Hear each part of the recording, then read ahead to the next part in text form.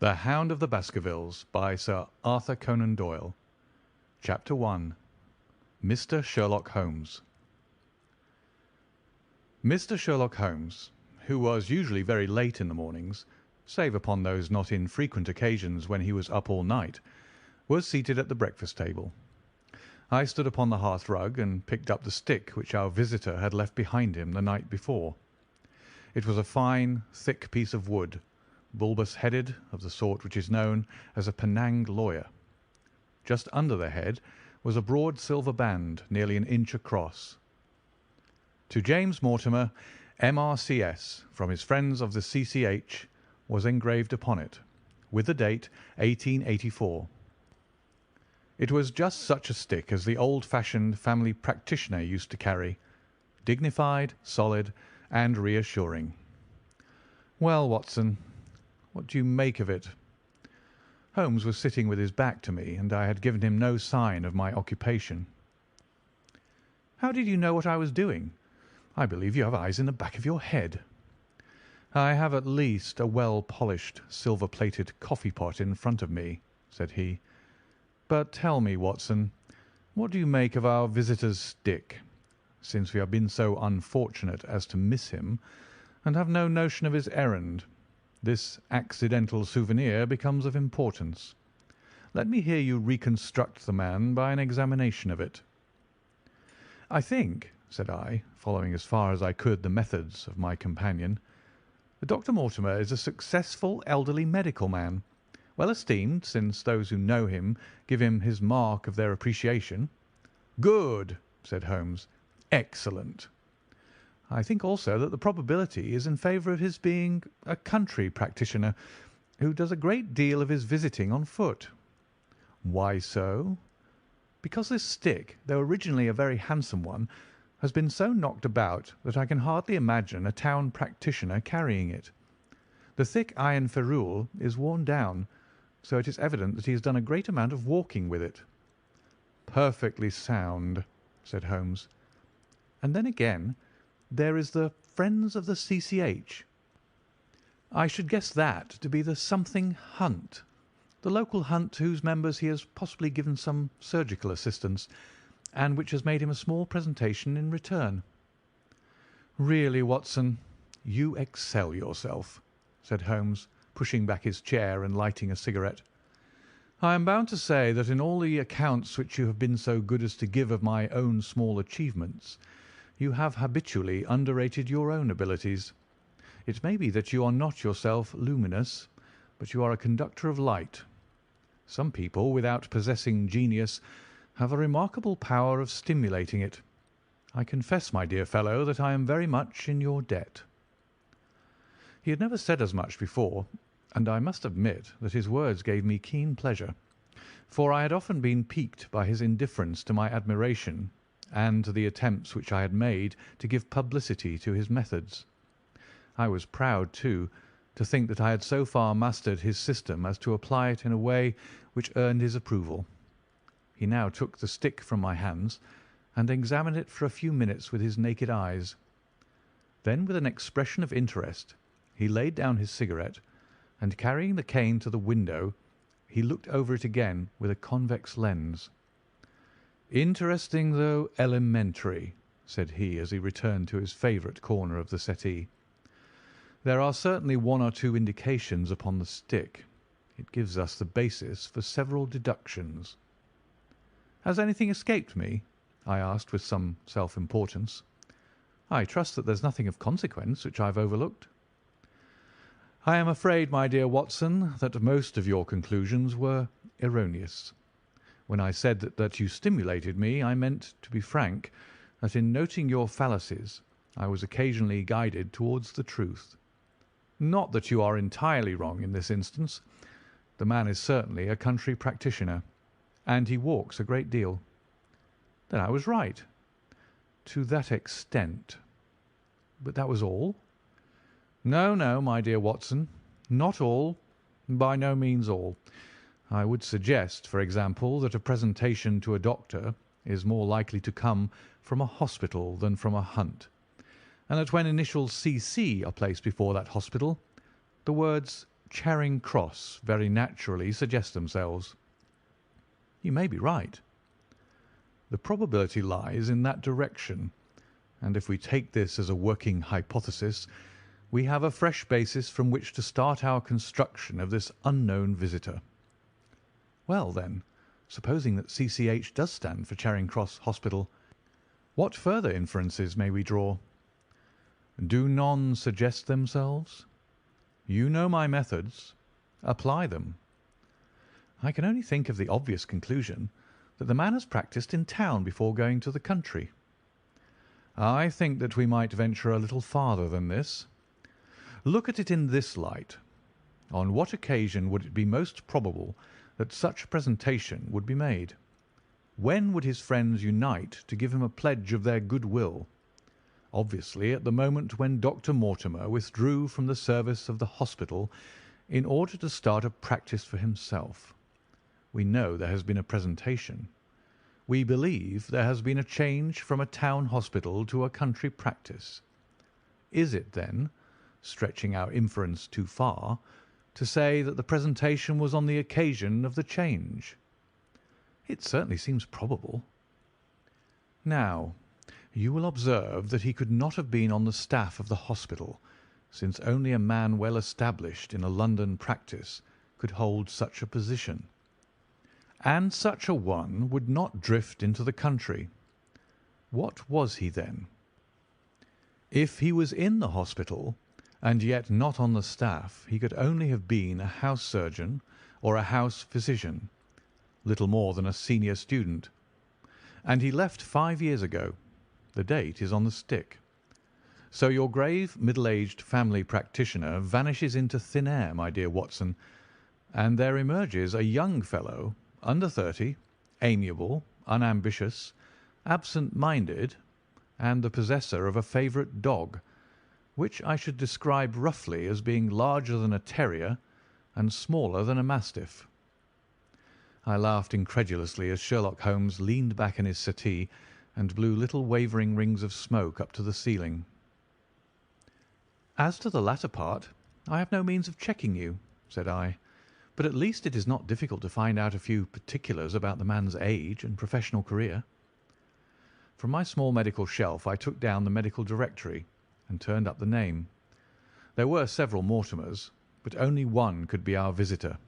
I read his record aloud. Mortimer James, M.R.C.S., 1882, Grimpen, Dartmoor, Devon. House surgeon from 1882 to 1884 at Charing Cross Hospital.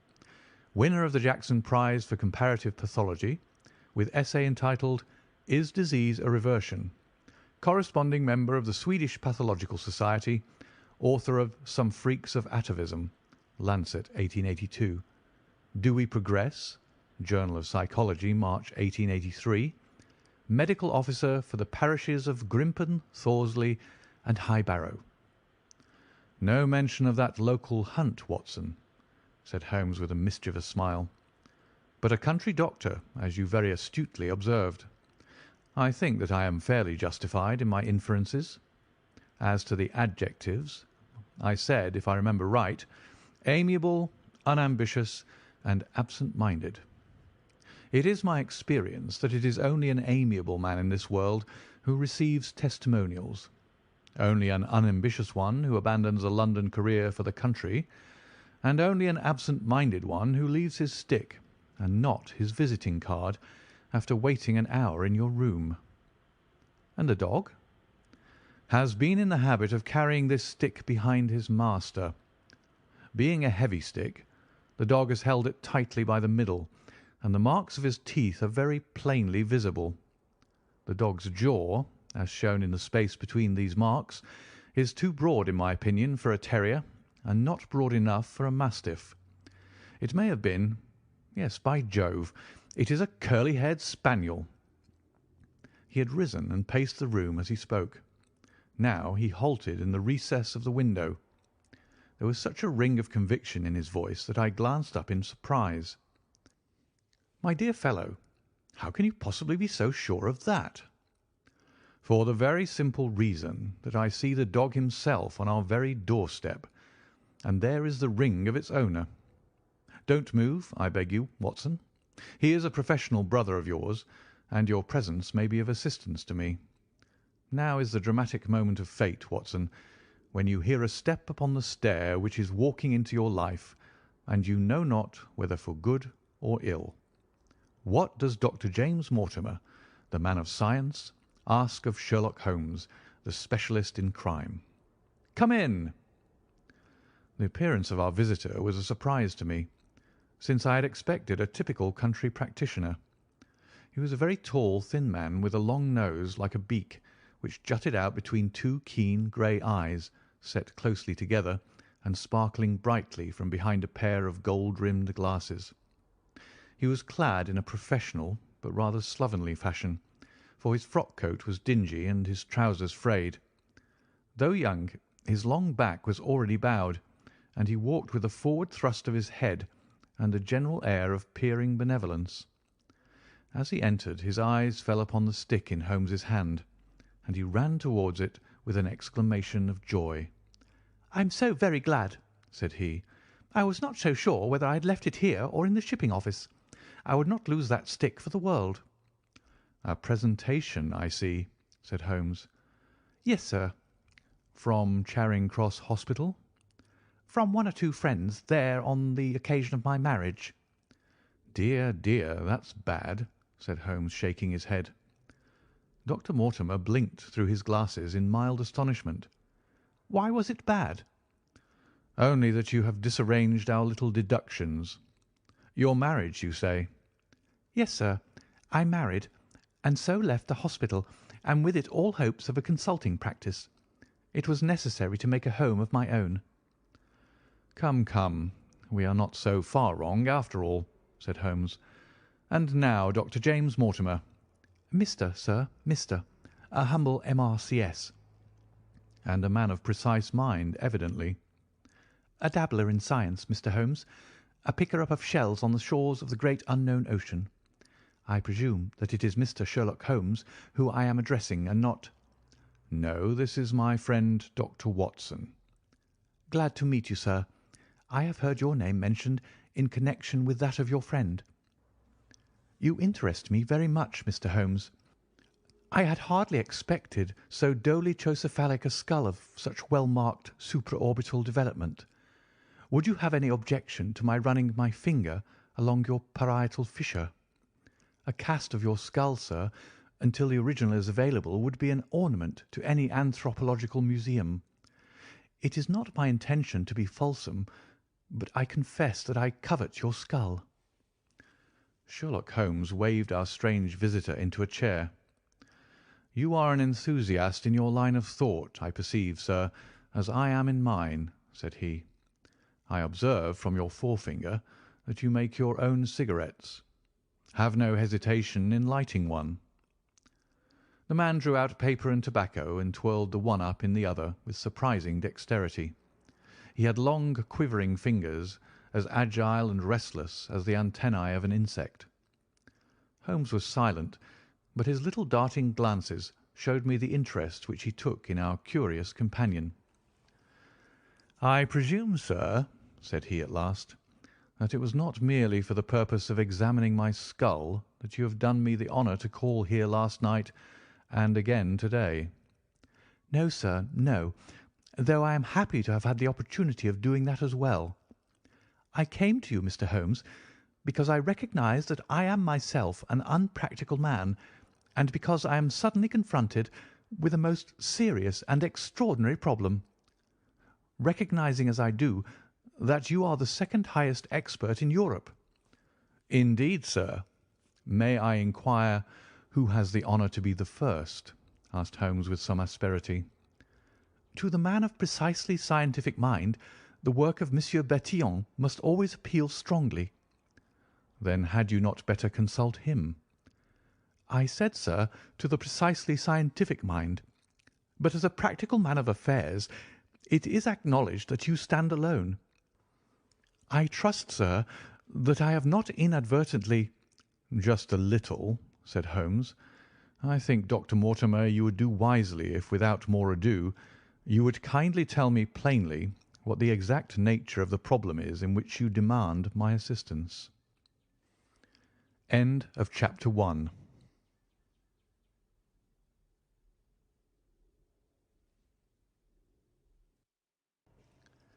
Chapter 2. The Curse of the Baskervilles. "I have in my pocket a manuscript," said Dr. James Mortimer. "I observed it as you entered the room," said Holmes. "It is an old manuscript?" "Early 18th century, unless it is a forgery." "How can you say that, sir?" "You have presented an inch or two of it to my examination all the time that you have been talking. It would be a poor expert who could not give the date of a document within a decade or so. You may possibly have read my little monograph upon the subject. I put that at 1730. "The exact date is 1742. Dr. Mortimer drew it from his breast pocket. "This family paper was committed to my care by Sir Charles Baskerville, whose sudden and tragic death, some 3 months ago, created so much excitement in Devonshire. I may say that I was his personal friend as well as his medical attendant. He was a strong-minded man, sir, shrewd, practical, and as unimaginative as I am myself. Yet he took this document very seriously, and his mind was prepared for just such an end as did eventually overtake him." Holmes stretched out his hand for the manuscript and flattened it upon his knee. "You will observe, Watson, the alternative use of the long S and the short. It is one of several indications which enabled me to fix the date." I looked over his shoulder at the yellow paper and the faded script. At the head was written Baskerville Hall, and below, in large scrawling figures, 1742. "It appears to be a statement of some sort." "Yes, it is a statement of a certain legend which runs in the Baskerville family." "But I understand that it is something more modern and practical upon which you wish to consult me." "Most modern, a most practical, pressing matter, which must be decided within 24 hours. But the manuscript is short and is intimately connected with the affair. With your permission, I will read it to you." Holmes leaned back in his chair, placed his fingertips together, and closed his eyes with an air of resignation. Dr. Mortimer turned the manuscript to the light and read in a high, cracking voice the following curious old-world narrative. "Of the origin of the Hound of the Baskervilles there have been many statements. Yet as I come in a direct line from Hugo Baskerville, and as I had the story from my father, who also had it from his, I have set it down with all belief that it occurred even as is here set forth. And I would have you believe, my sons, that the same justice which punishes sin may also most graciously forgive it, and that no ban is so heavy but that by prayer and repentance it may be removed. Learn then from this story not to fear the fruits of the past, but rather to be circumspect in the future, that those foul passions whereby our family has suffered so grievously may not again be loosed to our undoing. Know then that in the time of the great rebellion, the history of which by the learned Lord Clarendon I most earnestly commend to your attention, this manor of Baskerville was held by Hugo of that name, nor can it be gainsaid that he was a most wild, profane, and godless man. This, in truth, his neighbours might have pardoned, seeing that saints have never flourished in those parts, but there was in him a certain wanton and cruel humour which made his name a byword through the West. It chanced that this Hugo came to love, if indeed so dark a passion may be known under so bright a name, the daughter of a yeoman who held lands near the Baskerville estate. But the young maiden, being discreet and of good repute, would ever avoid him, for she feared his evil name. So it came to pass that one Michaelmas this Hugo, with 5 or 6 of his idle and wicked companions, stole down upon the farm and carried off the maiden, her father and brothers being from home, as he well knew. When they had brought her to the hall, the maiden was placed in an upper chamber, while Hugo and his friends sat down to a long carouse, as was their nightly custom. Now the poor lass, upstairs, was like to have her wits turned at the singing and shouting and terrible oaths which came up to her from below, for they say that the words used by Hugo Baskerville when he was in wine were such as might blast the man who said them. At last, in the stress of her fear, she did that which might have daunted the bravest or most active man, for by the aid of the growth of ivy which covered and still covers the south wall, she came down from under the eaves, and so homeward across the moor, there being 3 leagues betwixt the hall and her father's farm. It chanced that some little time later Hugo left his guests to carry food and drink, with other worse things perchance, to his captive, and so found the cage empty and the bird escaped. Then, as it would seem, he became as one that hath a devil, for rushing down the stairs into the dining hall, he sprang upon the great table, flagons and trenchers flying before him, and he cried aloud before all the company that he would that very night render his body and soul to the powers of evil, if he might not overtake the wench. And while the revellers stood aghast at the fury of the man, one more wicked, or it may be more drunken than the rest, cried out that they should put the hounds upon her, whereat Hugo ran from the house, crying to his grooms that they should saddle his mare and unkennel the pack, and giving the hounds a kerchief of the maid's, he swung them to the line, and so off full cry in the moonlight over the moor. Now, for some space the revellers stood agape, unable to understand all that had been done in such haste. But anon their bemused wits awoke to the nature of the deed which was like to be done upon the moorlands. Everything was now in an uproar, some calling for their pistols, some for their horses, and some for another flask of wine. But at length some sense came back to their crazed minds, and the whole of them, 13 in number, took horse and started in pursuit.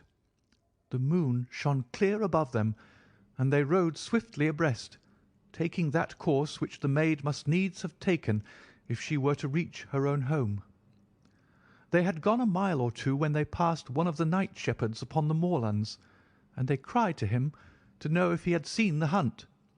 And the man, as the story goes, was so crazed with fear that he could scarce speak, but at last he said that he had indeed seen the unhappy maiden with the hounds upon her track. "But I have seen more than that," said he, "for Hugo Baskerville passed me upon his black mare, and there ran mute behind him such a hound of hell as God forbid should ever be at my heels." So the drunken squires cursed the shepherd and rode onward. But soon their skins turned cold, for there came a galloping across the moor, and the black mare, dabbled with white froth, went past with trailing bridle and empty saddle.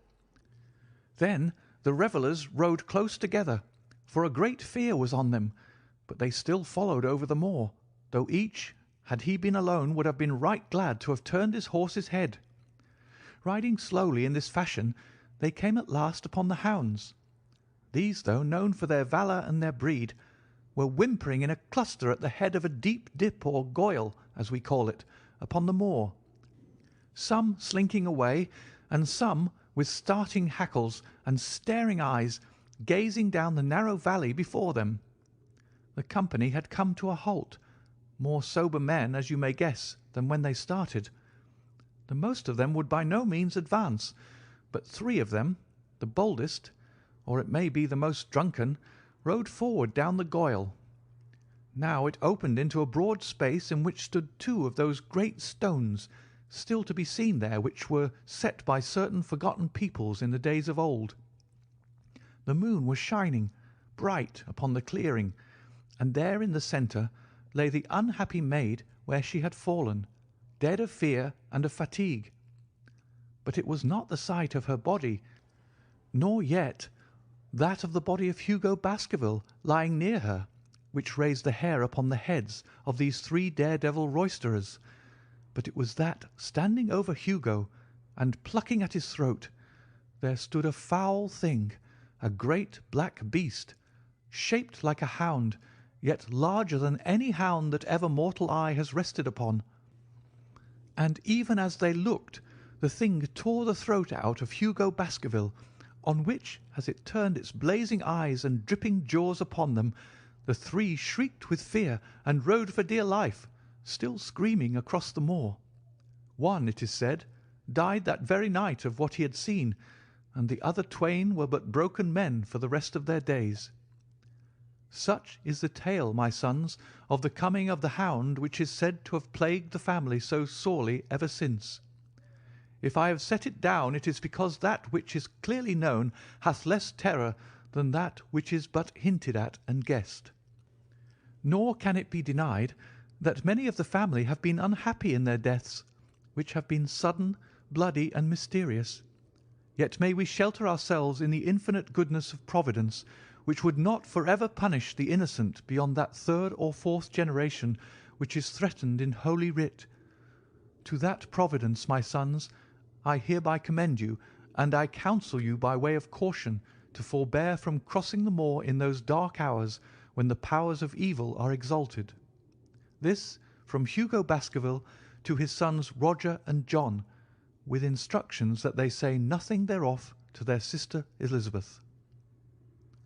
When Dr. Mortimer had finished reading this singular narrative, he pushed his spectacles up on his forehead and stared across at Mr. Sherlock Holmes. The latter yawned and tossed the end of his cigarette into the fire. "Well," said he, "do you not find it interesting?" "To a collector of fairy tales." Dr. Mortimer drew a folded newspaper out of his pocket. "Now, Mr. Holmes, we will give you something a little more recent. This is the Devon County Chronicle of May 14th of this year.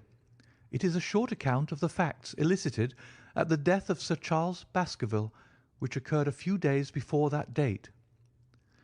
My friend leaned a little forward, and his expression became intent. Our visitor readjusted his glasses and began.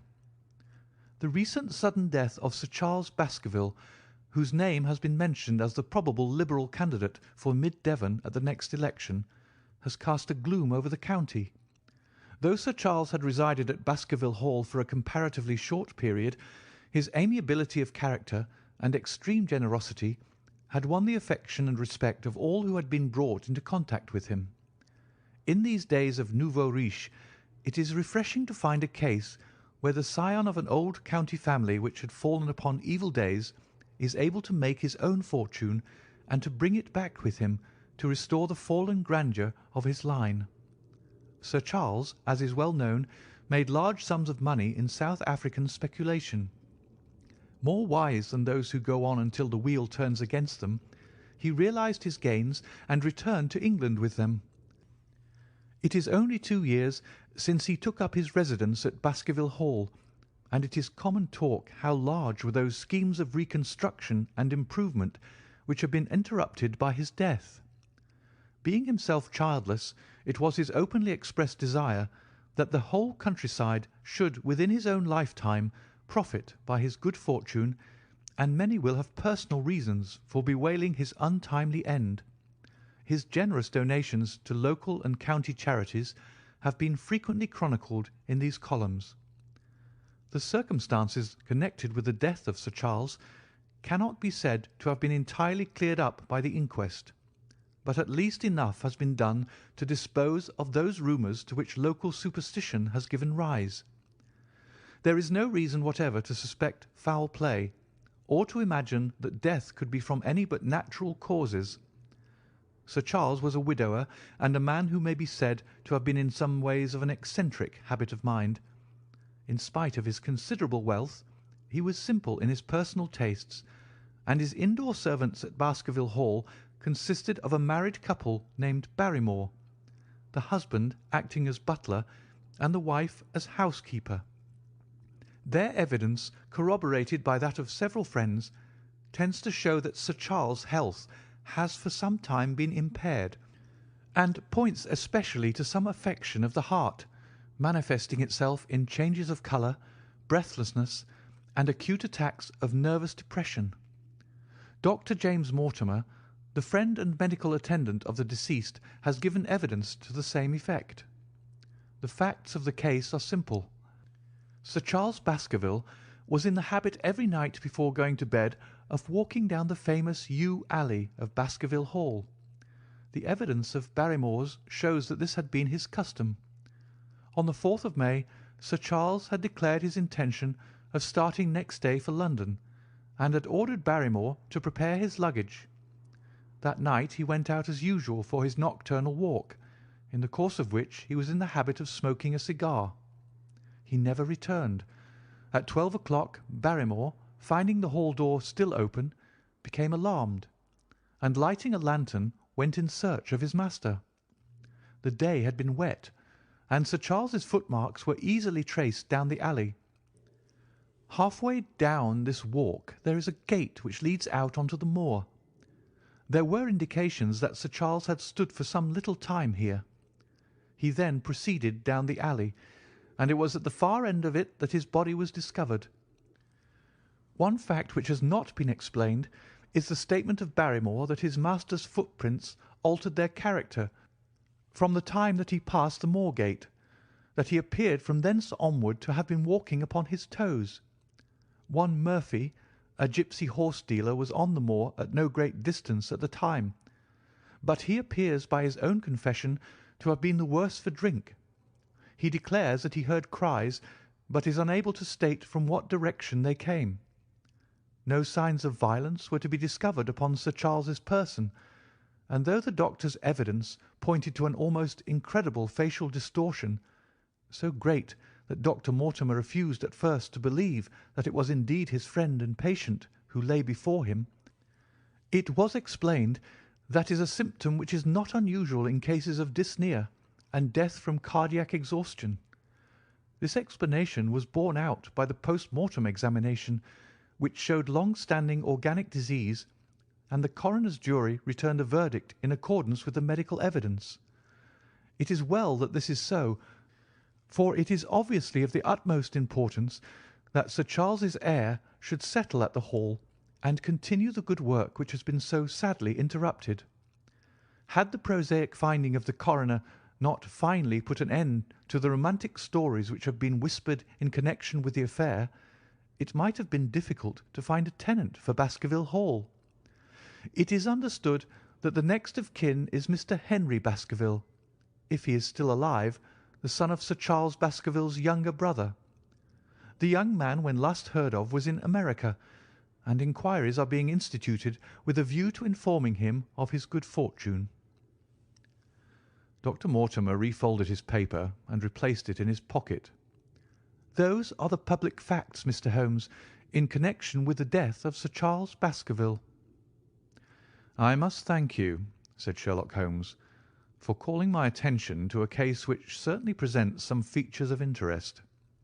I had observed some newspaper comment at the time, but I was exceedingly preoccupied by that little affair of the Vatican cameos, and in my anxiety to oblige the Pope, I lost touch with several interesting English cases.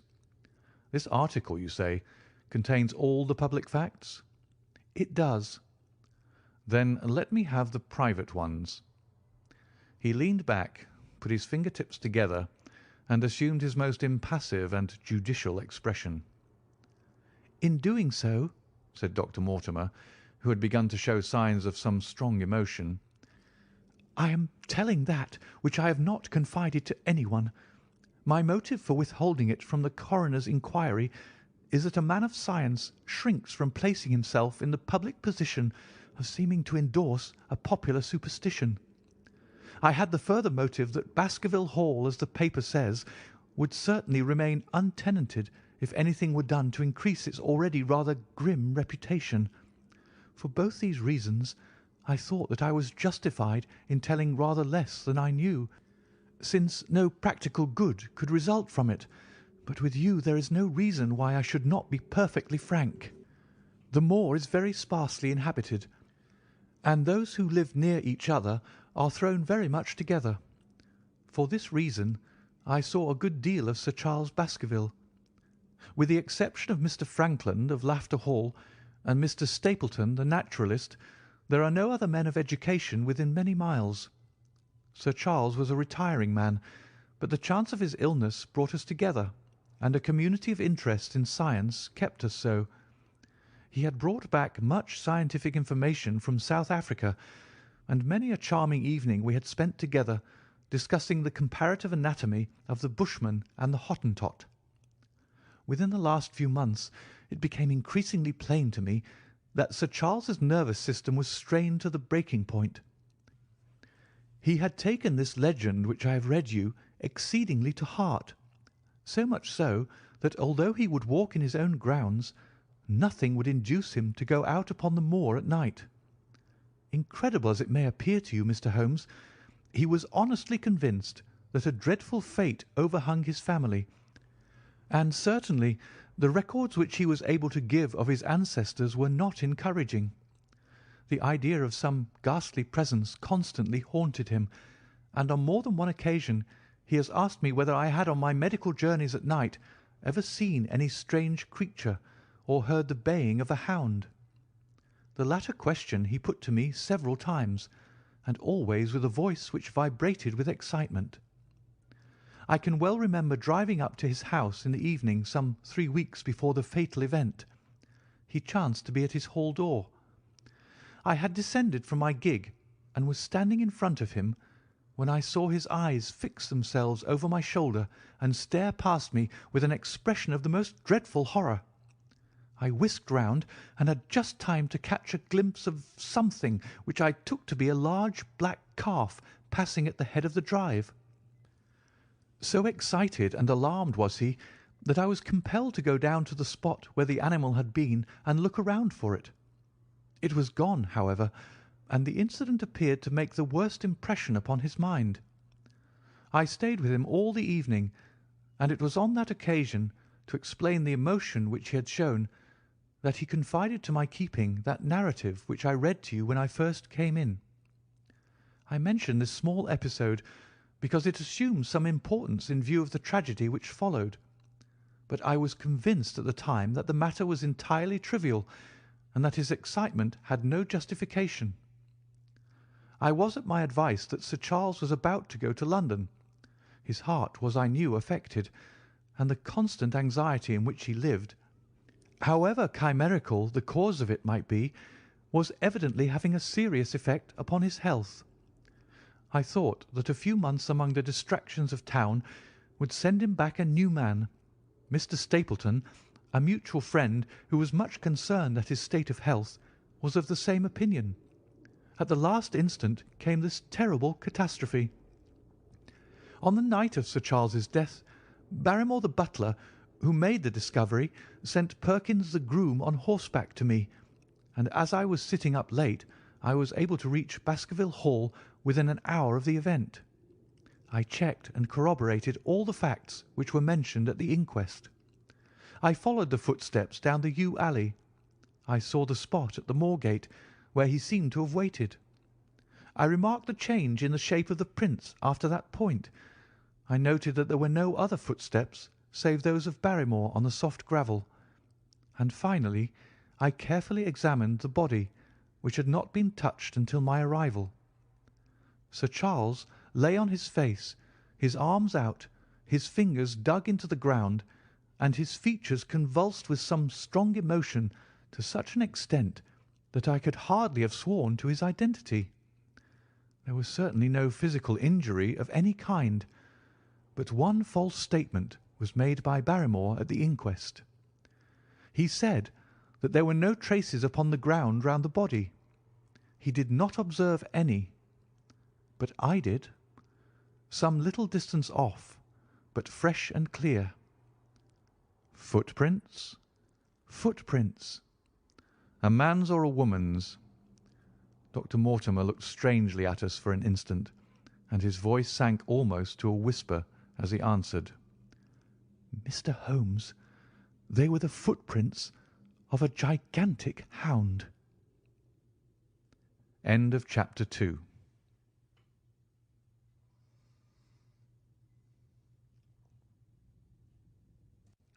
Chapter 3. The Problem. I confess at these words a shudder passed through me. There was a thrill in the doctor's voice which showed that he was himself deeply moved by that which he told us. Holmes leaned forward in his excitement, and his eyes had the hard, dry glitter which shot from them when he was keenly interested. "You saw this?" "As clearly as I see you." "And you said nothing?" "What was the use?" "How was it that no one else saw it?" "The marks were some 20 yards from the body, and no one gave them a thought. I don't suppose I should have done so had I not known this legend." "There are many sheep-dogs on the moor." "No doubt, but this was no sheep-dog." "You say it was large." "Enormous." "But it had not approached the body." "No." "What sort of night was it?" "Damp and raw." "But not actually raining?" "No." "What is the alley like?" "There are 2 lines of old yew hedge, 12 feet high and impenetrable. The walk in the centre is about 8 feet across." "Is there anything between the hedges and the walk?" "Yes, there is a strip of grass about 6 feet broad on either side." "I understand that the yew hedge is penetrated at one point by a gate." "Yes, the wicket gate which leads on to the moor." "Is there any other opening?" "None." "So that to reach the yew alley one either has to come down it from the house or else to enter it by the moor gate." "There is an exit through a summer house at the far end." "Had Sir Charles reached this?" "No, he lay about 50 yards from it." "Now tell me, Dr. Mortimer, and this is important, the marks which you saw were on the path and not on the grass." "No marks could show on the grass." "Were they on the same side of the path as the moor gate?" "Yes, they were on the edge of the path on the same side as the moor gate." "You interest me exceedingly. Another point. Was the wicket gate closed?" "Closed and padlocked." "How high was it?" "About 4 feet high." "Then anyone could have got over it?" "Yes." "And what marks did you see by the wicket gate?" "None in particular." "Good heaven! Did no one examine?" "Yes, I examined myself." "And found nothing?" "It was all very confused. Sir Charles had evidently stood there for 5 or 10 minutes." "How do you know that?" "Because the ash had twice dropped from his cigar." "Excellent. This is a colleague, Watson, after our own heart. But the marks?" "He had left his own marks all over that small patch of gravel. I could discern no others." Sherlock Holmes struck his hand against his knee with an impatient gesture. "If I had only been there!" he cried. "It is evidently a case of extraordinary interest, and one which presented immense opportunities to the scientific expert. That gravel page upon which I might have read so much has been long ere this smudged by the rain and defaced by the clogs of curious peasants. Oh, Dr. Mortimer, Dr. Mortimer, to think that you should not have called me in! You have indeed much to answer for."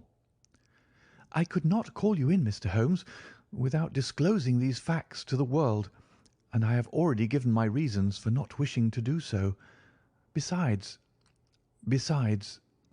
"Why do you hesitate?" "There is a realm in which the most acute and most experienced of detectives is helpless." "You mean that the thing is supernatural?" "I did not positively say so." "No, but you evidently think it." "Since the tragedy, Mr. Holmes, there have come to my ears several incidents which are hard to reconcile with the settled order of nature." "For example?" "I find that before the terrible event occurred, several people had seen a creature upon the moor which corresponds with this Baskerville demon, and which could not possibly be any animal known to science. They all agreed that it was a huge creature, luminous, ghastly, and spectral. I have cross-examined these men, one of them a hard-headed countryman, one a farrier, and one a moorland farmer, who all tell the same story of this dreadful apparition, exactly corresponding to the hell-hound of the legend. I assure you that there is a reign of terror in the district, and that it is a hardy man who will cross the moor at night." "And you, a trained man of science, believe it to be supernatural?" "I do not know what to believe." Holmes shrugged his shoulders.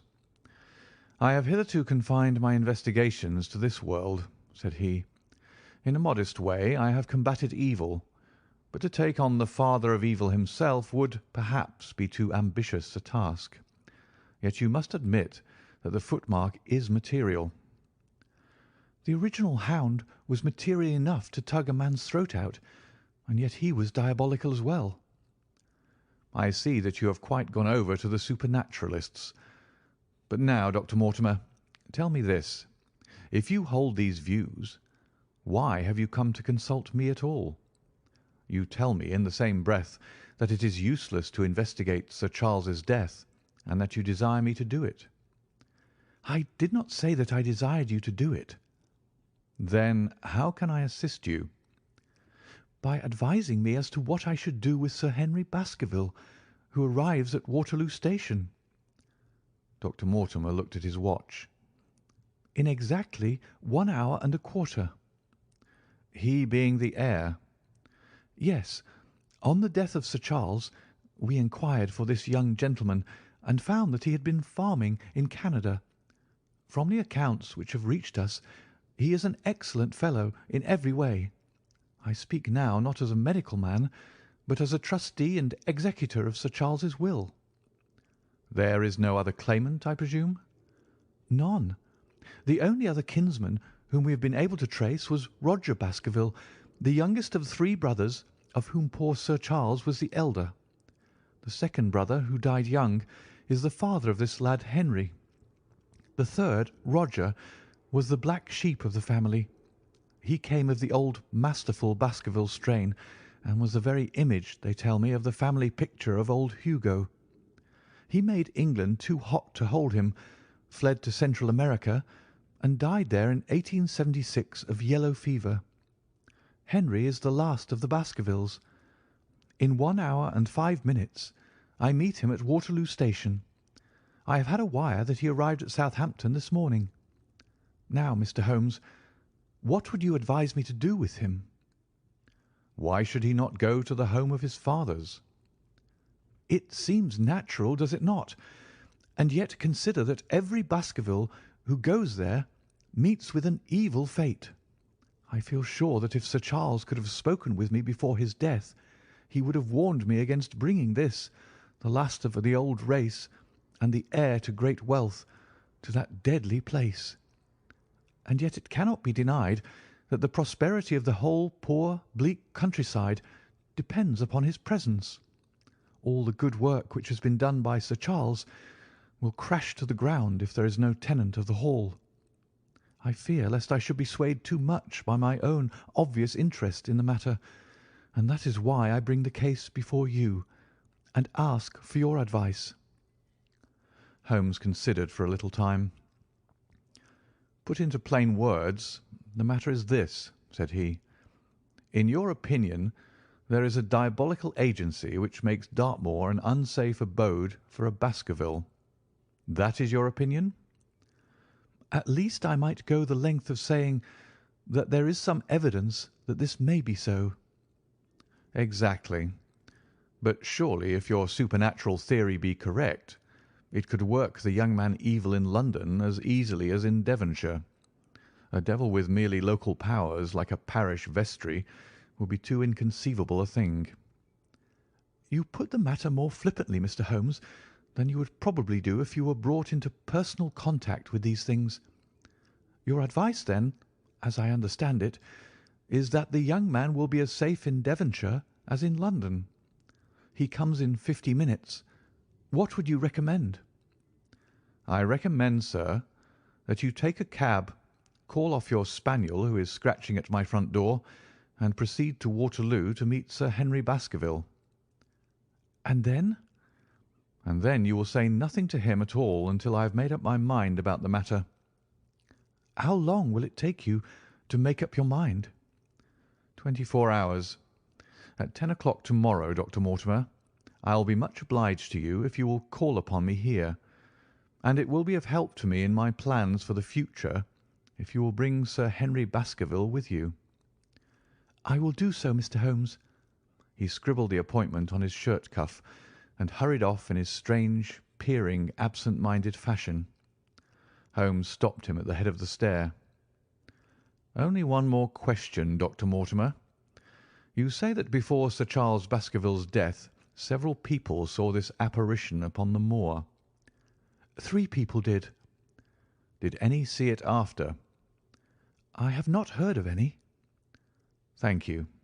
Good morning." Holmes returned to his seat with that quiet look of inward satisfaction which meant that he had a congenial task before him. "Going out, Watson?" "Unless I can help you." "No, my dear fellow. It is at the hour of action that I turn to you for aid.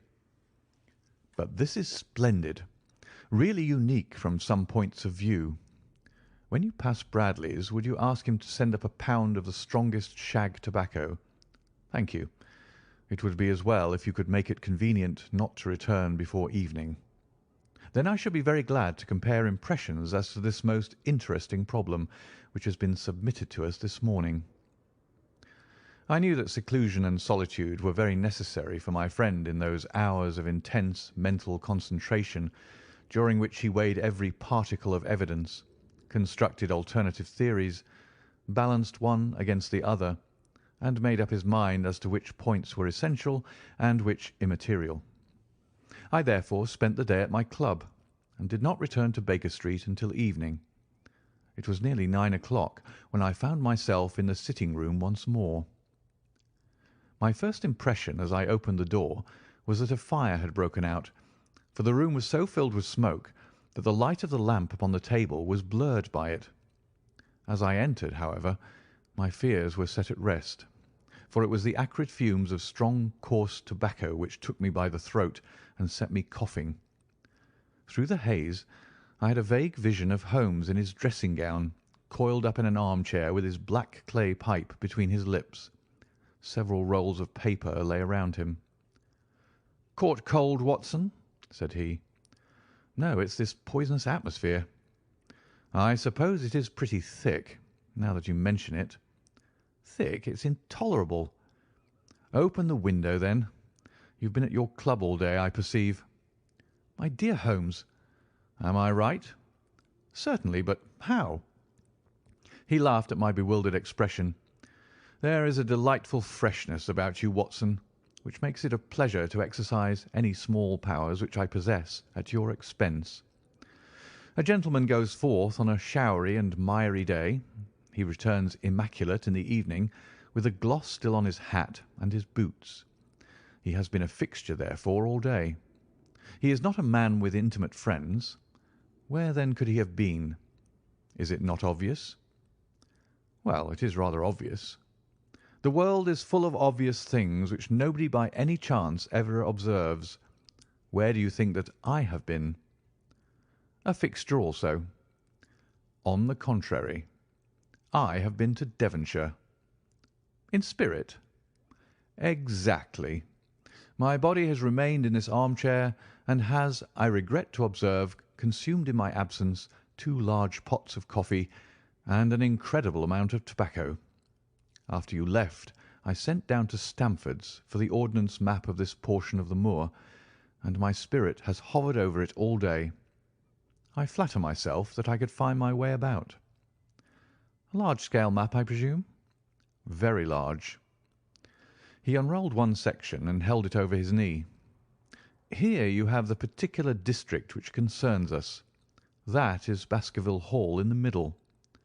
"With a wood around it?" "Exactly. I fancy the yew alley, though not marked under that name, must stretch along this line, with the moor, as you perceive, upon the right of it. This small clump of buildings here is the hamlet of Grimpen, where our friend Dr. Mortimer has his headquarters. Within a radius of 5 miles there are, as you see, only a very few scattered dwellings. Here is Laughter Hall, which was mentioned in the narrative. There is a house indicated here, which may be the residence of the naturalist. Stapleton, if I remember right, was his name. Here are two moorland farmhouses, High Tor and Foulmire. Then 14 miles away, the great convict prison of Princetown. Between and around these scattered points extends the desolate, lifeless moor. This, then, is the stage upon which tragedy has been played, and upon which we may help to play it again. It must be a wild place.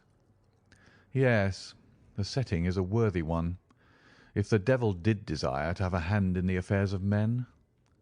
Then you are yourself inclining to the supernatural explanation? The devil's agents may be of flesh and blood, may they not? There are two questions waiting for us at the outset. The one is whether any crime has been committed at all.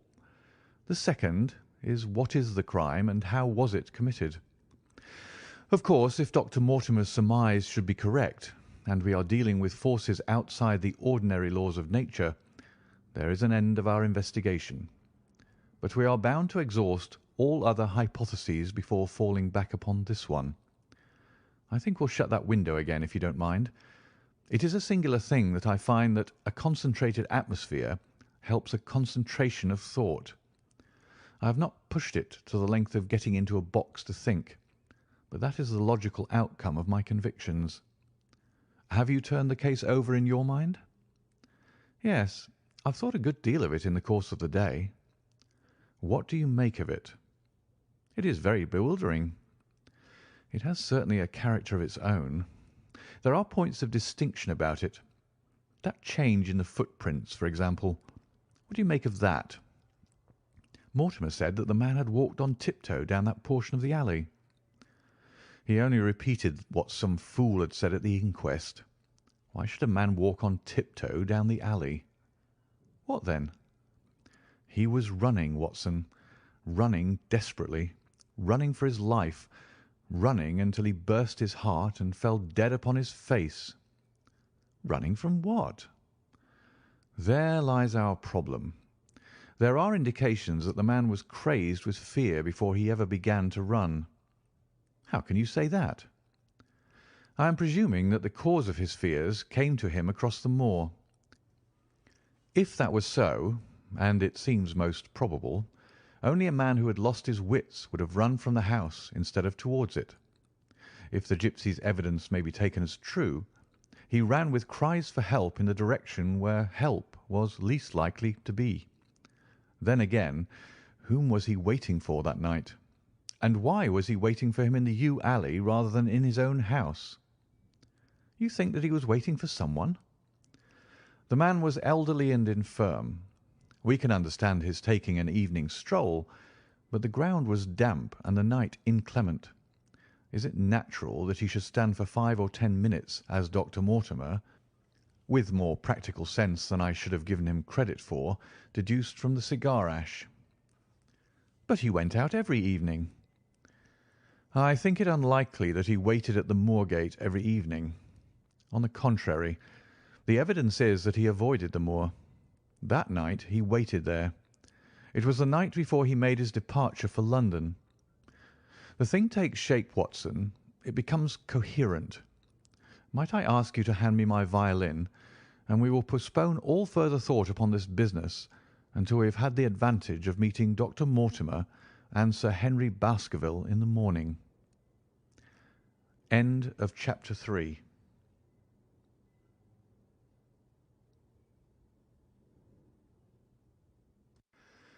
Chapter 4. Sir Henry Baskerville. Our breakfast table was cleared early, and Holmes waited in his dressing gown for the promised interview. Our clients were punctual to their appointment, for the clock had just struck 10 when Dr. Mortimer was shown up, followed by the young baronet.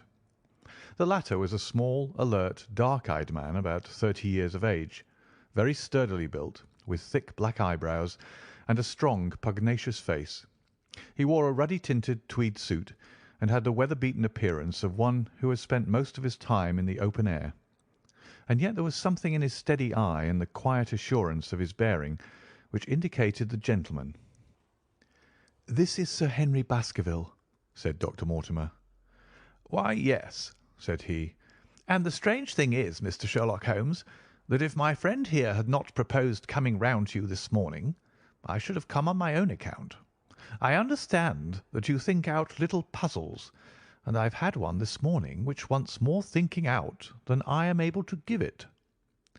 Pray take a seat, Sir Henry. Do I understand you to say that you have yourself had some remarkable experience since you arrived in London?" "Nothing of much importance, Mr. Holmes. Only a joke, as like as not. It was this letter, if you can call it a letter, which reached me this morning." He laid an envelope upon the table, and we all bent over it. It was of common quality, greyish in colour. The address, Sir Henry Baskerville, Northumberland Hotel, was printed in rough characters, the postmark, Charing Cross, and the date of posting the preceding evening. "Who knew that you were going to the Northumberland Hotel?" asked Holmes, glancing keenly across at our visitor. "No one could have known. We only decided after I met Dr. Mortimer." "But Dr. Mortimer was no doubt already stopping there." "No, I had been staying with a friend," said the doctor. "There was no possible indication that we intended to go to this hotel." Someone seems to be very deeply interested in your movements." Out of the envelope he took a half sheet of foolscap paper folded into four. This he opened and spread flat upon the table. Across the middle of it a single sentence had been formed by the expedient of pasting printed words upon it. It ran, "As you value your life or your reason, keep away from the moor." The word moor only was printed in ink. "Now," said Sir Henry Baskerville, "perhaps you will tell me, Mr. Holmes, what in thunder is the meaning of that, and who it is that takes so much interest in my affairs?" "What do you make of it, Dr. Mortimer? You must allow that there is nothing supernatural about this, at any rate." "No, sir, but it might very well come from someone who was convinced that the business is supernatural." "What business?" asked Sir Henry sharply.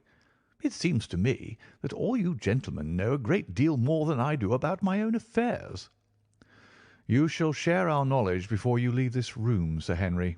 I promise you that," said Sherlock Holmes. "We will confine ourselves for the present, with your permission, to this very interesting document, which must have been put together and posted yesterday evening. Have you yesterday's Times, Watson?" "It is here in the corner." "Might I trouble you for it? The inside page, please, with the leading articles." He glanced swiftly over it, running his eyes up and down the columns. "Capital article this on Free Trade. Permit me to give you an extract from it. You may be cajoled into imagining that your own special trade or your own industry will be encouraged by a protective tariff, but it stands to reason that such legislation must in the long run keep away wealth from the country, diminish the value of our imports, and lower the general conditions of life in this island. What do you think of that, Watson?" cried Holmes in high glee, rubbing his hands together with satisfaction. "Don't you think that is an admirable sentiment?" Dr. Mortimer looked at Holmes with an air of professional interest, and Sir Henry Baskerville turned a pair of puzzled dark eyes upon me. "I don't know much about the tariff and things of that kind," said he, "but it seems to me we've got a bit off the trail so far as that note is concerned." "On the contrary, I think we are particularly hot upon the trail, Sir Henry. Watson here knows more about my methods than you do, but I fear that even he has not quite grasped the significance of this sentence." "No, I confess that I see no connection." "And yet, my dear Watson, there is so very close a connection that the one is extracted out of the other.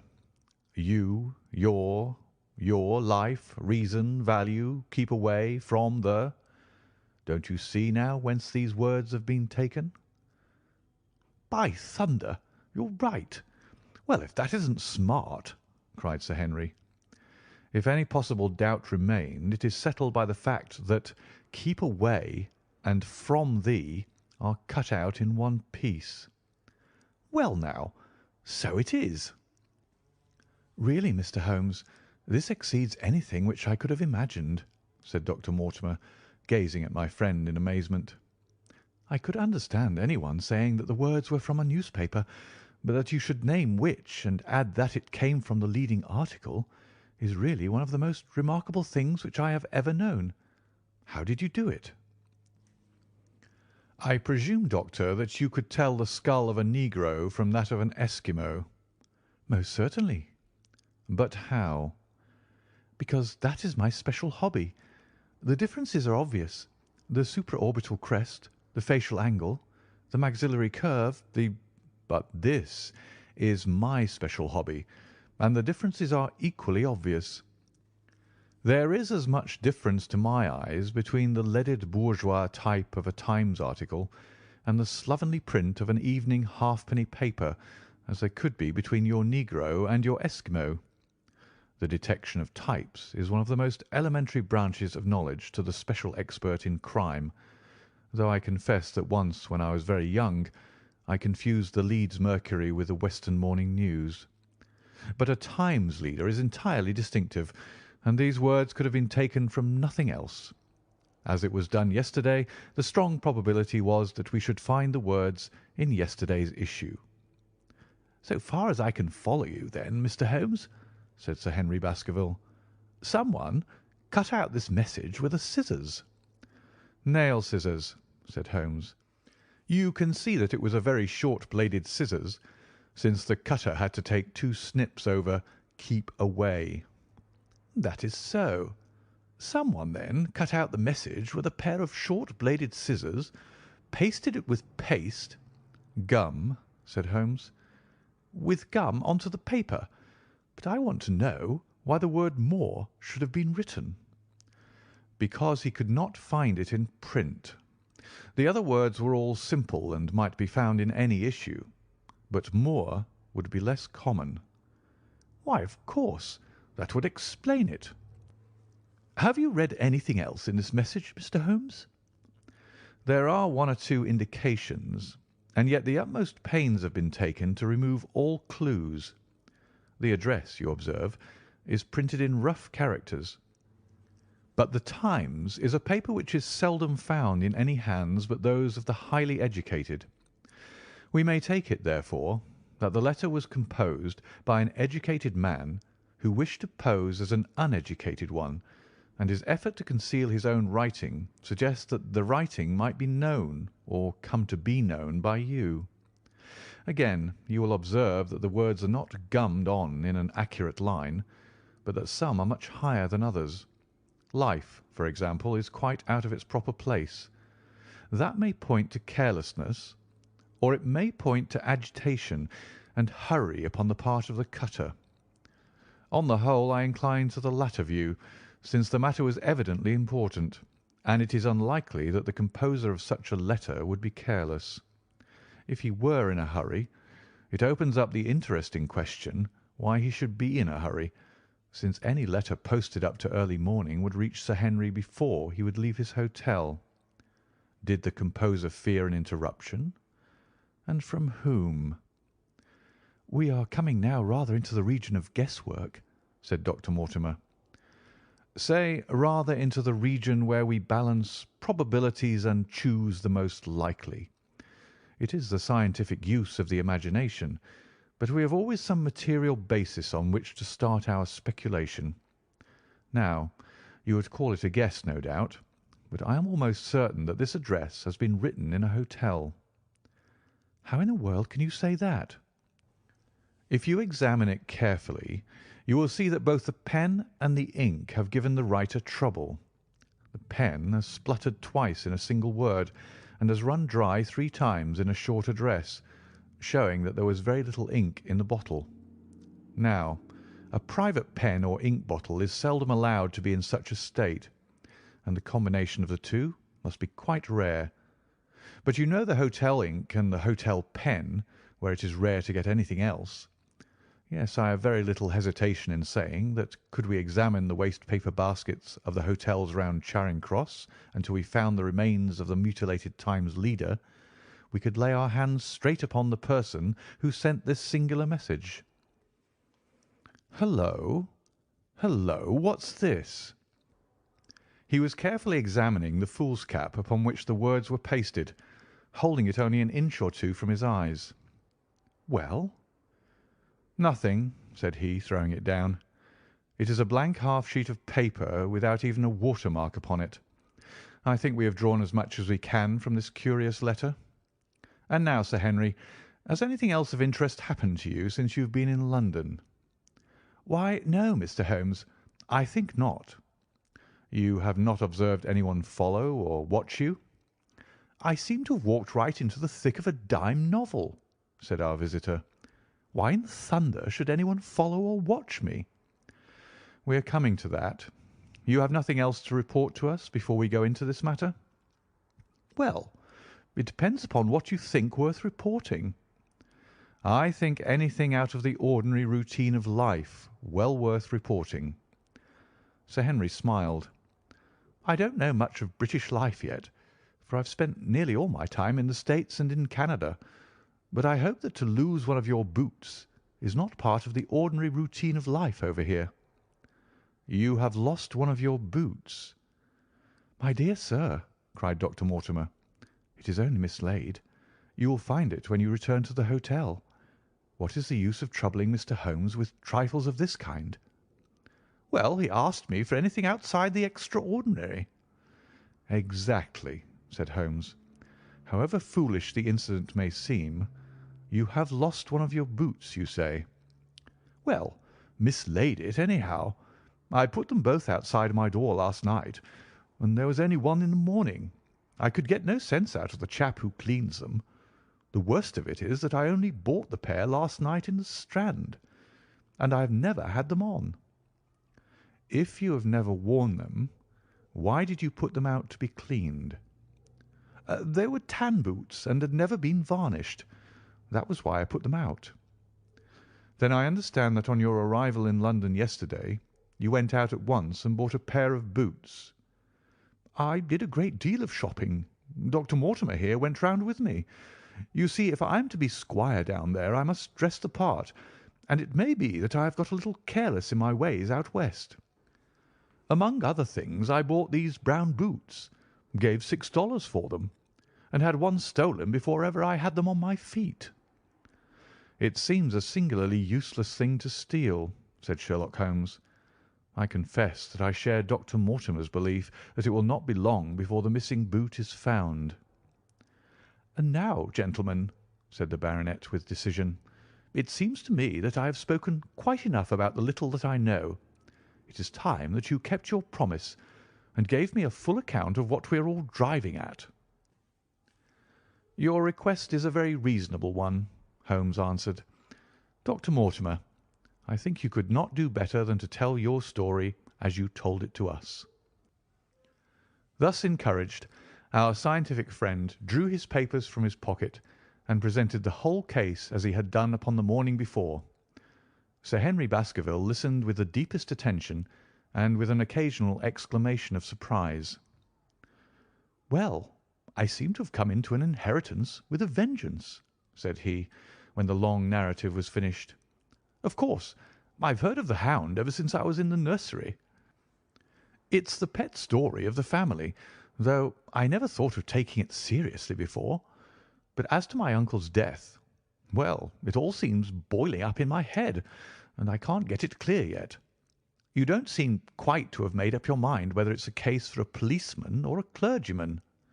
"Precisely." "And now there's this affair of the letter to me at the hotel.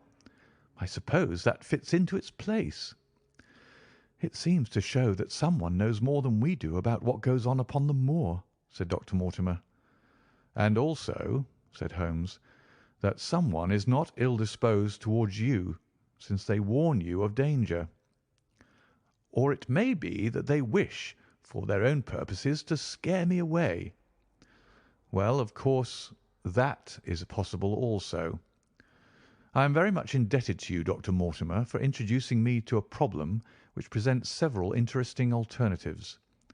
But the practical point which we now have to decide, Sir Henry, is whether it is or is not advisable for you to go to Baskerville Hall." "Why should I not go?"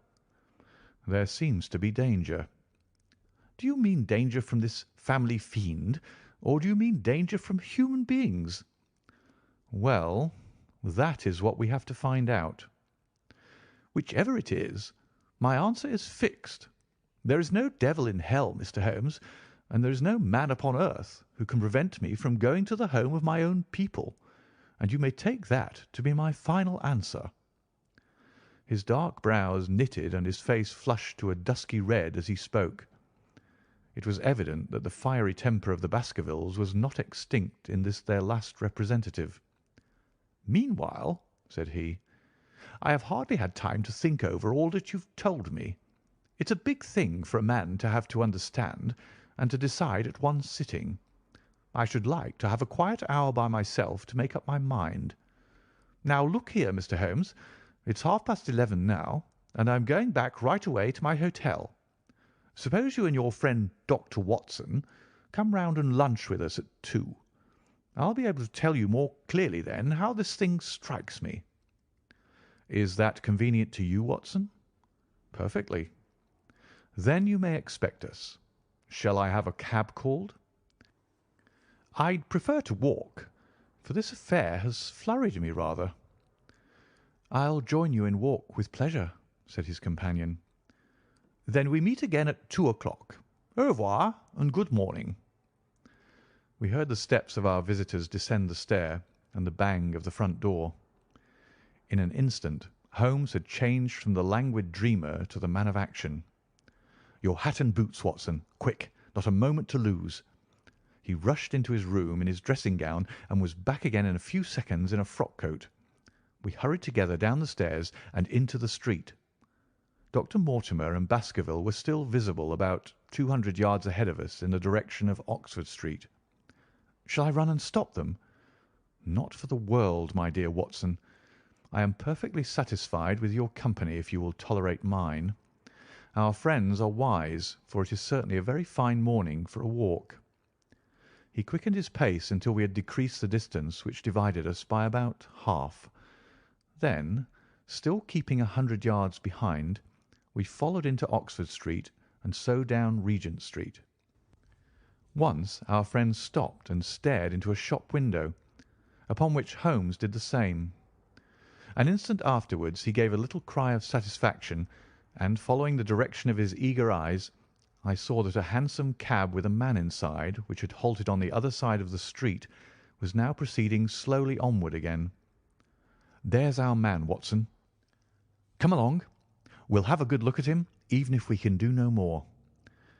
At that instant I was aware of a bushy black beard and a pair of piercing eyes turned upon us through the side window of the cab. Instantly the trap door at the top flew up. Something was screamed to the driver, and the cab flew madly off down Regent Street. Holmes looked eagerly around for another, but no empty one was in sight. Then he dashed in wild pursuit amid the stream of the traffic, but the start was too great, and already the cab was out of sight. "There now," said Holmes bitterly as he emerged panting and white with vexation from the tide of vehicles. "Was ever such bad luck, and such bad management too? Watson, Watson, if you're an honest man you will record this also and set it against my successes." "Who was the man?" "I have not an idea." "A spy?" "Well, it was evident from what we have heard that Baskerville has been very closely shadowed by someone since he has been in town. How else could it be known so quickly that it was the Northumberland Hotel which he had chosen? If they had followed him the first day, I argued that they would follow him also the second. You may have observed that I twice strolled over to the window while Dr. Mortimer was reading his legend." "Yes, I remember." "I was looking out for loiterers in the street, but I saw none. We are dealing with a clever man, Watson. This matter cuts very deep, and though I have not finally made up my mind whether it is a benevolent or a malevolent agency which is in touch with us, I am conscious always of power and design. When our friends left I at once followed them in the hopes of marking down their invisible attendant. So wily was he that he had not trusted himself upon foot, but he had availed himself of a cab so that he could loiter behind or dash past them and so escape their notice. His method had the additional advantage that if they were to take a cab he was all ready to follow them. It has, however, one obvious disadvantage. It puts him in the power of the cabman? Exactly. What a pity we didn't get the number. My dear Watson, clumsy as I have been, you surely do not seriously imagine that I neglected to get the number. No, 2704 is our man, but that is no use to us for the moment. I fail to see how you could have done more. On observing the cab, I should have instantly turned and walked in the other direction.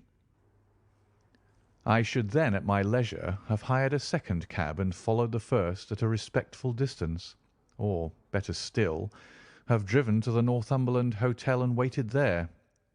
When our unknown had followed Baskerville home, we should have had the opportunity of playing his own game upon himself and seeing where he made for.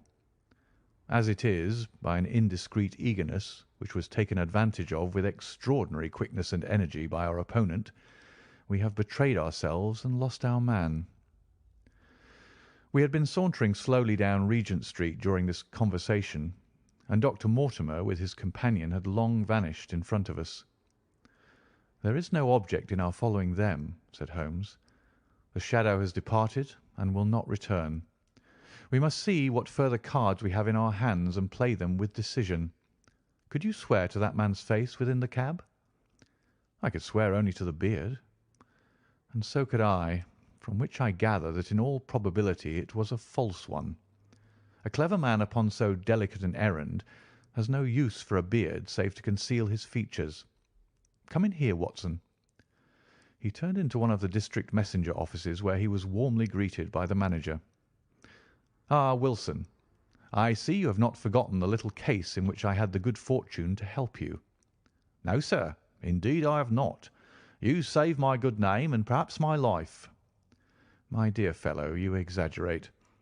I have some recollection, Wilson, that you had among your boys a lad named Cartwright, who showed some ability during the investigation." "Yes, sir. He's still with us." "Could you ring him up?" "Thank you, and I should be glad to have change of this £5 note." A lad of 14, with a bright, keen face, had obeyed the summons of the manager. He stood now gazing with great reverence at the famous detective.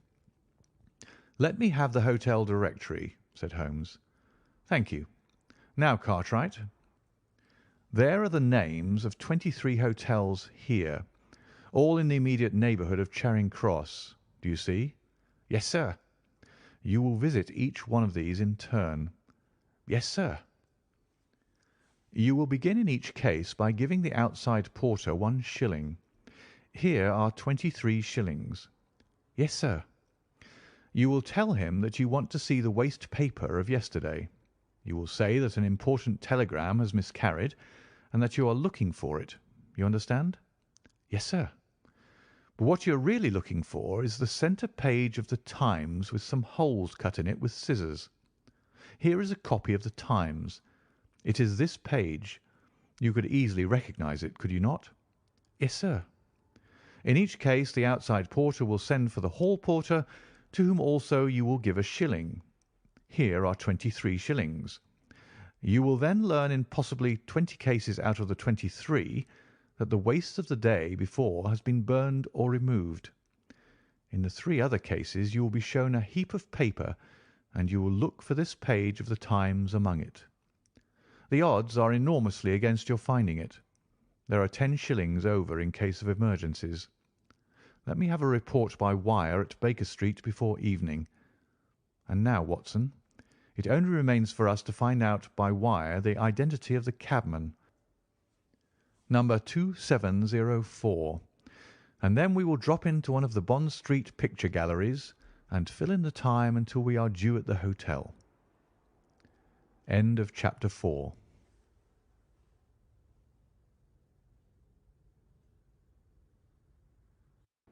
Chapter 5. 3 Broken Threads.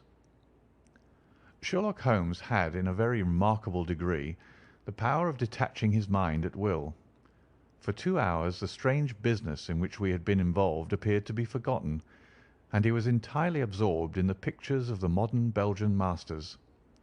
He would talk of nothing but art, of which he had the crudest ideas, from our leaving the gallery until we found ourselves at the Northumberland Hotel. "Sir Henry Baskerville is upstairs expecting you," said the clerk. "He asked me to show you up at once when you came." "Have you any objection to my looking at your register?" said Holmes. "Not in the least." The book showed that 2 names had been added after that of Baskerville. One was Theophilus Johnson and family, of Newcastle, the other Mrs. Oldmore and maid, of High Lodge, Alton. "Surely that must be the same Johnson whom I used to know," said Holmes to the porter. "A lawyer, is he not? Grey-haired, and walks with a limp?" "No, sir. This is Mr. Johnson, the coal owner, a very active gentleman, not older than yourself." "Surely you are mistaken about his trade?" "No, sir. He has used this hotel for many years, and he is very well known to us." "Ah, that settles it. Mrs. Oldmore, too, I seem to remember the name. Excuse my curiosity, but often in calling upon one friend one finds another." "She is an invalid lady, sir. Her husband was once Mayor of Gloucester. She always comes to us when she's in town." "Thank you. I'm afraid I cannot claim her acquaintance." "We have established a most important fact by these questions, Watson," he continued in a low voice as we went upstairs together. "We know now that the people who are so interested in our friend have not settled down in his own hotel.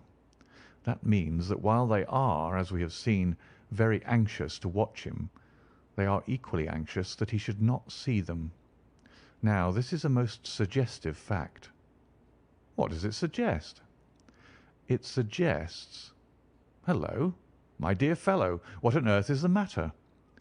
As we came round the top of the stairs, we had run up against Sir Henry Baskerville himself. His face was flushed with anger, and he held an old and dusty boot in one of his hands. So furious was he that he was hardly articulate, and when he did speak it was in a much broader and more Western dialect than any which we had heard from him in the morning. "Seems to me they are playing me for a sucker in this hotel," he cried. "They'll find they've started into monkey with the wrong man unless they are careful. By thunder, if that chap can't find my missing boot, there'll be trouble. I can take a joke with the best, Mr. Holmes, but they've got a bit over the mark this time." "Still looking for your boot?" "Yes, sir, and mean to find it." "But surely you said that it was a new brown boot?" "So it was, sir, and now it's an old black one." "What? You don't mean to say—" "That's just what I do mean to say. I only had 3 pairs in the world, the new brown, the old black, and the patent leathers, which I'm wearing. Last night they took one of my brown ones, and to-day they have sneaked one of the black. Well, have you got it? Speak out, man, and don't stand staring." An agitated German waiter had appeared upon the scene. "No, sir. I have made inquiry all over the hotel, but I can hear no word of it."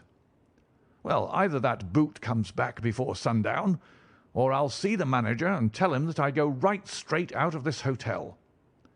"It shall be found, sir.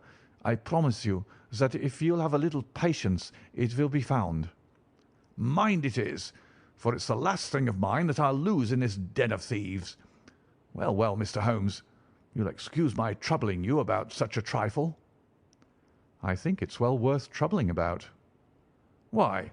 You look very serious over it." "How do you explain it?" "I just don't attempt to explain it.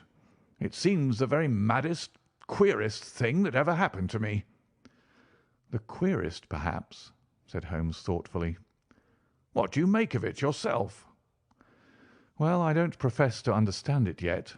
This case of yours is very complex, Sir Henry. When taken in conjunction with your uncle's death, I am not sure that all the 500 cases of capital importance which I've handled, there is one which cuts so deep. But we hold several threads in our hands, and the odds are that one or other of them guides us to the truth. We may waste time in following the wrong one, but sooner or later we must come upon the right. We had a pleasant luncheon in which little was said of the business which had brought us together. It was in the private sitting-room, to which we afterwards repaired, that Holmes asked Baskerville what were his intentions. "To go to Baskerville Hall." "And when?" "At the end of the week." "On the whole," said Holmes, "I think that your decision is a wise one.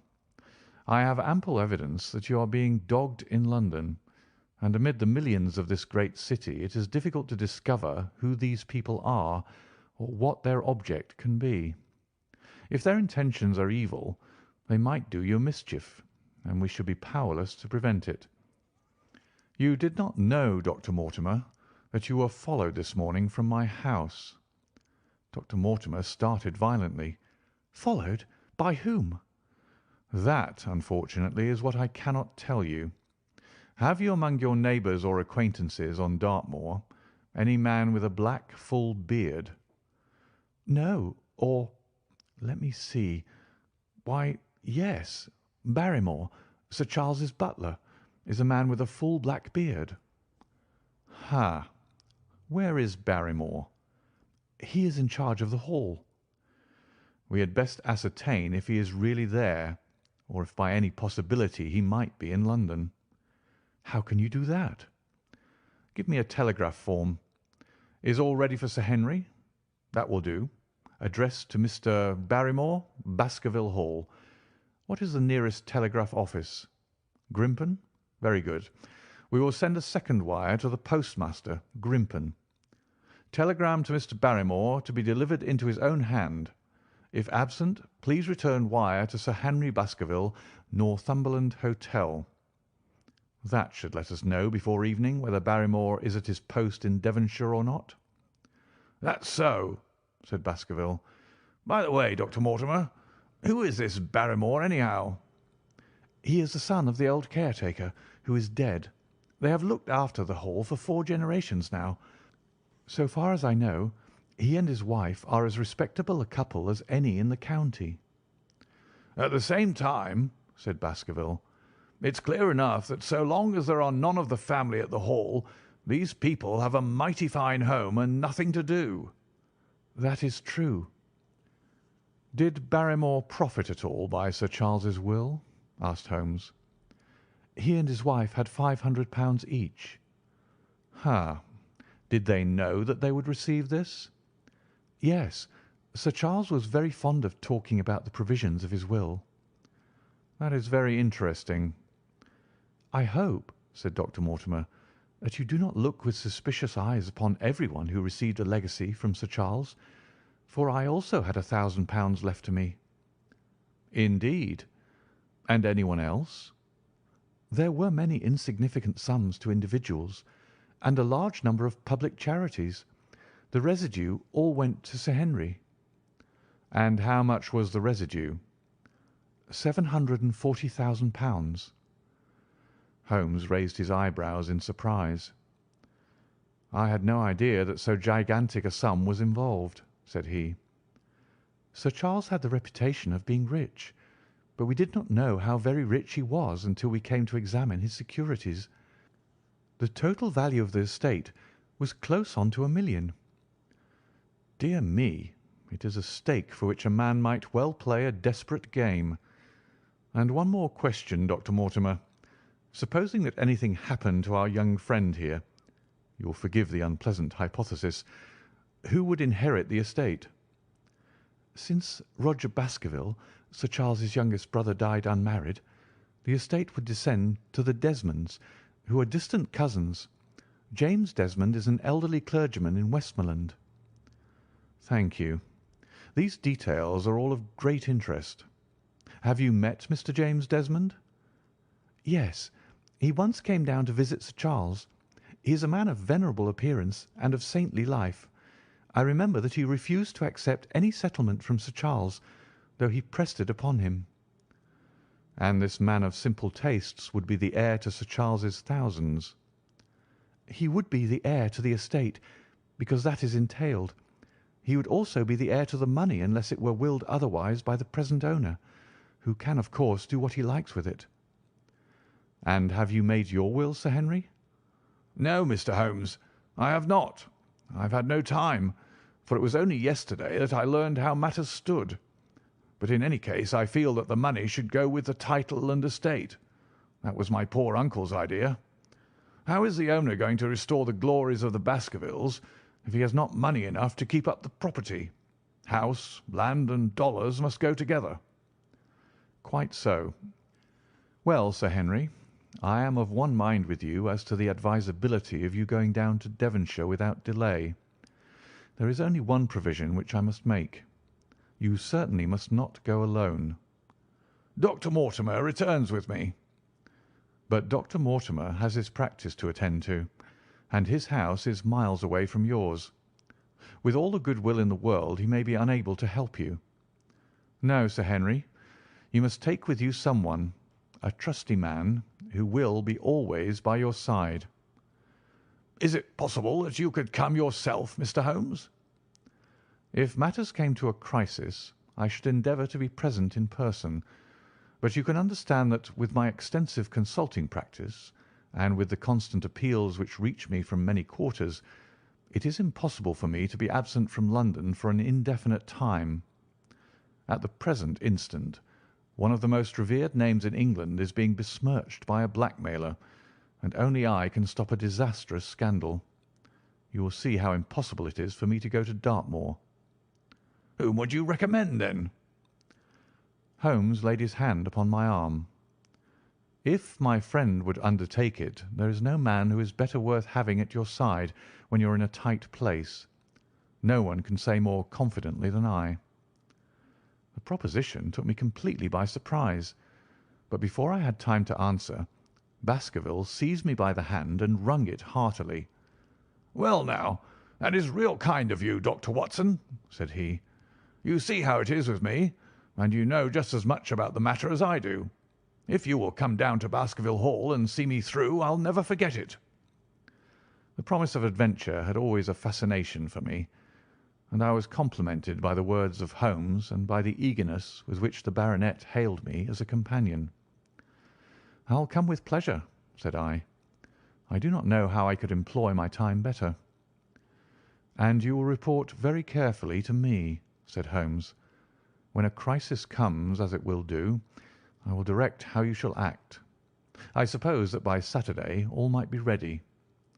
"Would that suit Dr. Watson?" "Perfectly." "Then on Saturday, unless you hear to the contrary, we shall meet at the 10:30 train from Paddington." We had risen to depart when Baskerville gave a cry of triumph, and diving into one of the corners of the room, he drew a brown boot from under a cabinet. "My missing boot!" he cried. "May all our difficulties vanish as easily," said Sherlock Holmes. "But it is a very singular thing," Dr. Mortimer remarked. "I searched this room carefully before lunch." "And so did I," said Baskerville. "Every inch of it." "There was certainly no boot in it then."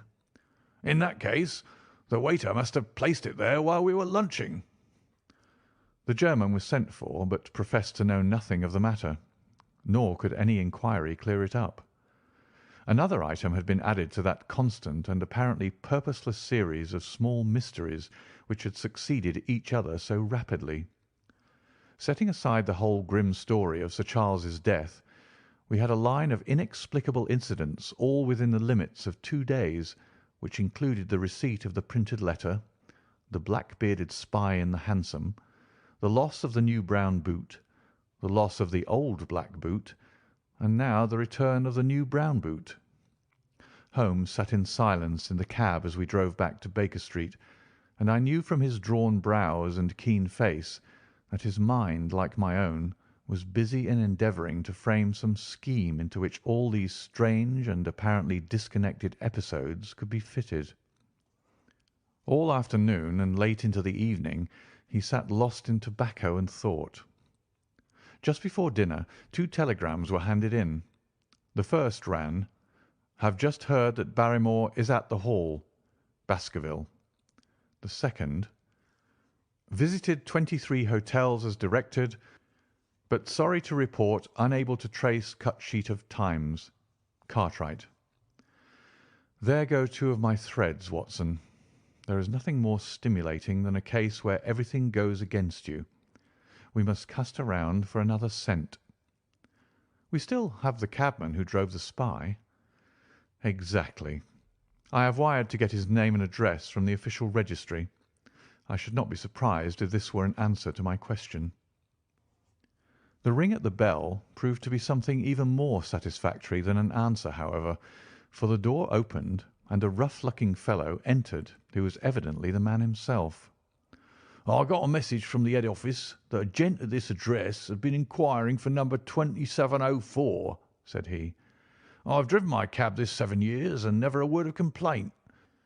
I came here straight from the yard to ask you to your face what you had against me." "I have nothing in the world against you, my good man," said Holmes. "On the contrary, I have half a sovereign for you if you will give me a clear answer to my questions." "Well, I have had a good day, and no mistake," said the cabman with a grin. "What was it you wanted to ask, sir?" "First of all, your name and address, in case I want you again." "John Clayton, 3 Turpey Street, the Borough. My cab is out of Shipley's Yard near Waterloo Station." Sherlock Holmes made a note of it. "Now, Clayton, tell me all about the fare who came and watched this house at 10 o'clock this morning, and afterwards followed the two gentlemen down Regent Street." The man looked surprised and a little embarrassed.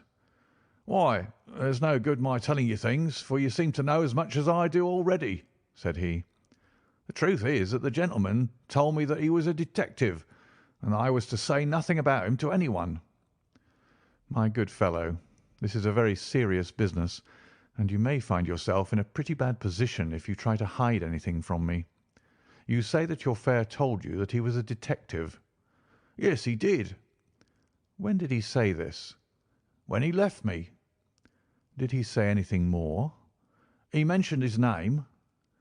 Holmes cast a swift glance of triumph at me. "Oh, he mentioned his name, did he? That was imprudent. What was the name that he mentioned?" "His name," said the cabman, "was Mr. Sherlock Holmes." Never have I seen my friend more completely taken aback than by the cabman's reply. For an instant he sat in silent amazement. Then he burst into a hearty laugh. "A touch, Watson, an undeniable touch," said he. "I feel a foil as quick and supple as my own. He got home upon me very prettily that time. So his name was Sherlock Holmes, was it?" "Yes, sir, that was the gentleman's name." "Excellent. Tell me where you picked him up and all that occurred." "He hailed me at 9:30 in Trafalgar Square. He said that he was a detective, and he offered me 2 guineas if I would do exactly what he wanted all day and ask no questions. I was glad enough to agree. First we drove down to the Northumberland Hotel and waited there until 2 gentlemen came out and took a cab from the rank. We followed their cab until it pulled up somewhere near here." "This very door?" said Holmes. "Well, I couldn't be sure of that, but I dare say my fare knew all about it. We pulled up half-way down the street and waited an hour and a half. Then the 2 gentlemen passed us walking, and we followed down Baker Street and along—" "I know," said Holmes. "Until we got 3/4 down Regent Street. Then my gentleman threw up the trap, and he cried that I should drive right away to Waterloo Station as hard as I could go. I whipped up the mare, and we were there under the 10 minutes.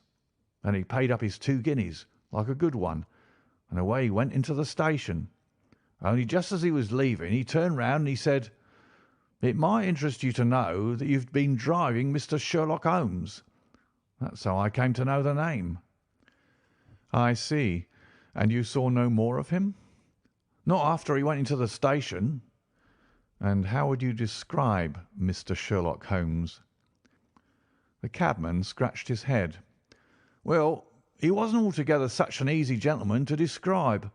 I put him at 40 years of age, and he was of a middle height, 2 or 3 inches shorter than you, sir. He was dressed like a toff, and he had a black beard cut square at the end and a pale face. I don't know as I could say any more than that." "Colour of his eyes?" "No, I can't say that." Nothing more that you can remember?" "No, sir, nothing." "Well, then, here is your half sovereign. There's another one waiting for you if you can bring any more information. Good night." "Good night, sir, and thank you." John Clayton departed chuckling, and Holmes turned to me with a shrug of his shoulders and a rueful smile. "Snap goes our third thread, and we end where we began," said he. "The cunning rascal! He knew our number, knew that Sir Henry Baskerville had consulted me, spotted who I was in Regent Street, conjectured that I had got the number of the cab and would lay my hands on the driver, and so sent back this audacious message. I tell you, Watson, this time we have got a foeman who is worthy of our steel. I've been checkmated in London. I can only wish you better luck in Devonshire, but I'm not easy in my mind about it." "About what?" "About sending you. It's an ugly business, Watson, an ugly, dangerous business, and the more I see of it, the less I like it. Yes, my dear fellow, you may laugh, but I give you my word that I shall be very glad to have you back safe and sound in Baker Street once more." End of chapter 5.